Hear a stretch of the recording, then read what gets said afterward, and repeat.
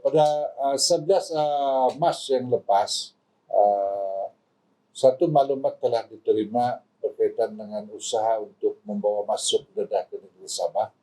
Jadi pihak PDRM dan bersama dengan Agensi Kawalan dan Perlindungan Sempadan Malaysia AKPS telah membuat satu tim untuk follow up berkaitan dengan maklumat berkenaan, dan daripada risikan yang telah dibuat, pemantauan yang telah dibuat di kawasan lapangan terbang Kota Kinabalu telah menahan seorang lelaki, yang mana lelaki ini datang daripada Kuala Lumpur sampai ke Sabah, kan? Ya. Dan bersama dengan lelaki berkenaan, 3 buah kotak telah dirampas, yang mana 3 kotak ini adalah dipercayai mengandungi bahan-bahan terlarang, iaitu dedah.